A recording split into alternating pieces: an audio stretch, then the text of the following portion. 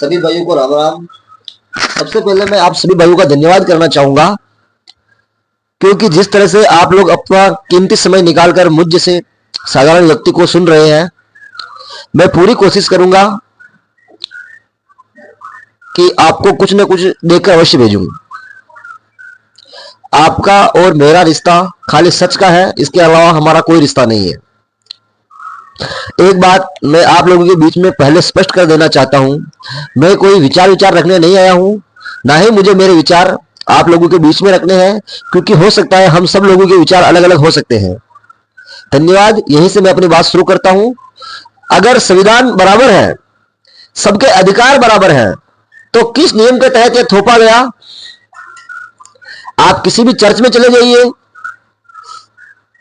आप किसी भी गुरुद्वारे में चले जाइए, आप किसी भी मस्जिद में चले जाइए, वहां अगर कुछ भी आप दान करोगे, 2 रुपए 5 रुपए जो भी आप उधर दान करोगे, सोना चांदी, वो सब पैसा गुरुद्वारे वाले को रहेगा, मस्जिद वाले का पैसा मस्जिद वाले के पास रहेगा, और चर्च वाले का पैसा चर्च वाले के पास रहेगा।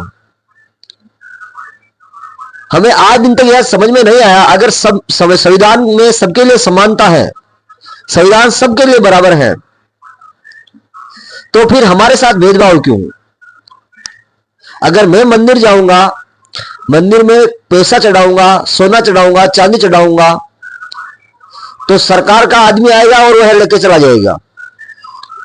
आप कहते हैं कि संविधान सबके लिए बराबर है, तो फिर हमारे साथ भेदभाव क्यों? सिर्फ सरकार पैसा मंदिर से ही क्यों लेती है? बाजार से क्यों नहीं लेती?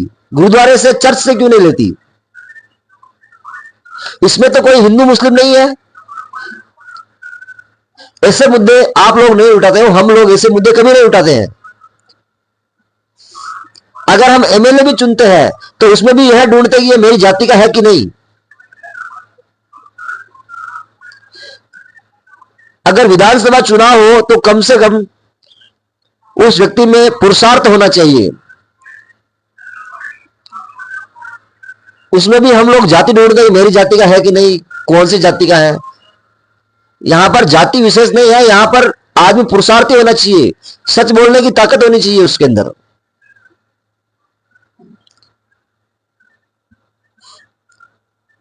मैं वर्तमान विधानसभा मंडल के जो एमएलए हैं, उनसे भी यही आग्रह करता हूं कि आप संसद भवन में भी यह आवाज उठाइए, विधानसभा क्षेत्र में यह आवाज उठाइए।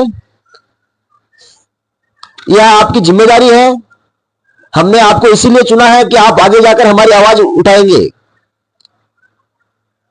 अगर संविधान बराबर है, तो फिर हमारे साथ भेदभाव क्यों है? सरकार क्यों ले रही है हमारा पैसा? मैं एक मंदिरों की लिस्ट लेकर आया हूं आपके बीच में, और जो लोग भी कहते हैं कि मंदिरों का पैसा मंदिरों में है, सरकार नहीं ले रही है, यह सब प्रोपोगेंडा है, तो उनको मैं बताना चाहता हूं, राजस्थान के अंदर स्थित श्रीनाथ जी का मंदिर है, वहां से सरकार सालाना 83 करोड़ रुपए लेती है। वैष्णो देवी जम्मू कश्मीर 530 करोड़ रुपए सरकार लेती है वहां से। देवस्थानम बोर्ड तमिलनाडु, जिसमें आपका और मेरा पैसा, जो हम आस्था से 10 रुपए 5 रुपए 1000 रुपए वहां पर भगवान के उधर चढ़ावा चढ़ाते हैं, वो पैसा सरकार ले रही है। देवस्थानम बोर्ड तमिलनाडु 1300 करोड़ रुपए लेती सरकार वहां से सालाना। तो मैं युवा पीढ़ी से निवेदन करना चाहता हूं, ऐसे मुद्दे उठाइए, ऐसे मुद्दे लेकर जाइए अपने विधानसभा, अपने एमएलए के पास, ताकि उसे भी पता चले कि समाज की समस्या क्या है, समाज मेरे से क्या मांगता है। जब आप लोग अपने स्वार्थ में डूबे हुए हो और छोटी छोटी चीजों की मांग करते हो, तो फिर आपको एमएलए भी वैसे ही मिलने वाले हैं। जब तक समाज नहीं बदलेगा, नेता नहीं बदलेंगे।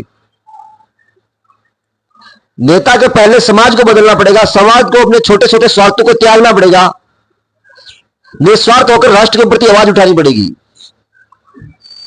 आप किसी भी पार्टी से हो, पार्टी से होने के पहले आप एक राष्ट्रवादी हो, इतना जरूर ध्यान रखें।